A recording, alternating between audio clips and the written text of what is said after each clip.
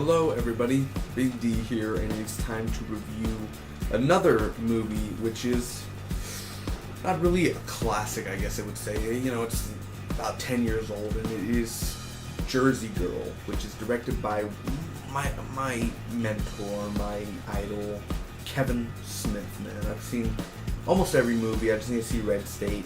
But Jersey Girl, man, I've been wanting to watch this movie for a long time. It's on Netflix, I found out all late. And I checked it out, man. It stars Ben Affleck, Jennifer Lopez, and Liv Tyler, my dear, excuse me, and George Carlin, man, late man, George Carlin, but God among men. I'm gonna tell you guys just pros and cons, what I think about it, and whether it's worth watching this movie or this soon-to-be classic movie. It's only 10 years old, so it's not like so long ago, you know. I think I remember, in a way, promotions when I was young. I remember people talking about it. So, most of you know that this movie isn't loved. People are like, this is the worst Kevin Smith movie ever. I disagree. I went in and I was like, you know what? It doesn't look really that good. You know, the promo picture and everything, and I was like, for Kevin Smith. And once I watched it, it drives you deep, man. Now, it's a comedy, but there is some emotional moments, and this is when Ben Affleck was being laughed about, you know, like, and then everyone's like, Ben Affleck is Batman. Ah. Have you seen Argo? Have you seen his acting? Now, this was like 7-8 years before Argo. You could see Ben Affleck changing. You could see he was getting more dramatic, and he shows it. He shows the emotional side of him, and he shows he can act. Not just comedy, you know, Dogma and Matt Damon, you know. He actually proves he could, you know, act. So I'm going to start off with my pros first, man. Just Ben Affleck's acting. There is emotional moments in these movies, and he knows how to yell and loud, and he knows how to play the jerk, and he knows how to play the smooth lover, and he knows how to be the dad. He knows how to do all that. George Carlin himself, man. George Carlin also acted in this movie very, very well. I think that he portrayed it pretty good as Ben Affleck's dad. I think he was enjoyable. I enjoyed watching him on screen, so that was pretty awesome.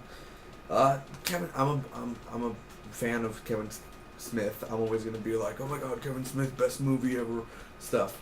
But I'm not lying when I say this. All beliefs for Kevin Smith, putting him on the side and say, the directing was really awesome. The shots that they had, just everything that went on, this to that to that to this to this to that to that to that thing, and the scene and the editing, all is perfect by Kevin Smith. The plot in this movie is original, that I have not seen, and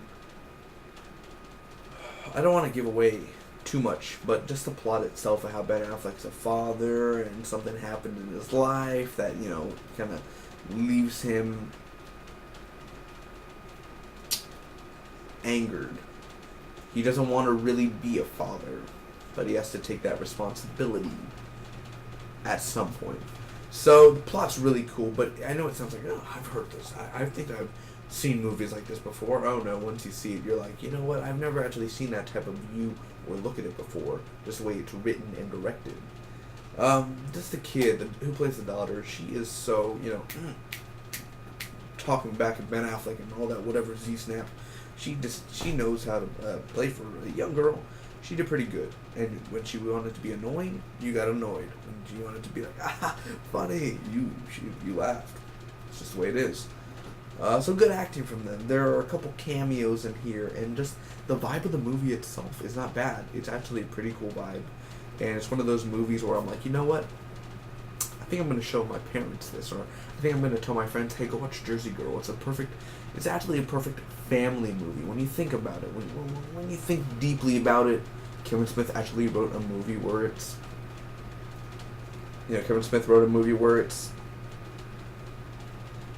able to watch from everyone. You don't have to be like, nah, man, there's nudity in there. No, it's just watch it. Watch it with your family. You know, simple as that. The only con I have is there are parts in this movie where it gets dry. There are parts in here where it literally does get dry and you're like, oh, That's dry. That's pretty dry. Add a little salt or seasoning to this part. But other than that, it's enjoyable. It's enjoyable, and I can honestly say that I'll probably see this movie again. And I give it 2 thumbs up, not just because, oh, you're boycotting, you're Kevin Scott, you know, maybe I am. 25% of it is, but the rest is true. I walked into this movie thinking, let's get this over with, just for Kevin Smith, and then I walked out and I'm like, why is this getting hate? I don't understand why it's getting hated on people, you know? It's enjoyable, it's fun, and it's excellent. Check it out. I'm going to give it a solid A, 9 out of 10. Please, everyone. Check it out. It's on Netflix, on stream. And you can pick it up anywhere, really. So, check it out. Tell me what you guys think down below. Hit that like button if you enjoyed Jersey Girl or enjoyed this review. And hit that subscribe button. I would definitely appreciate that. And every Saturday I do that superhero podcast. I'm getting used to that promotion there. Until next time, the Spock be with you always.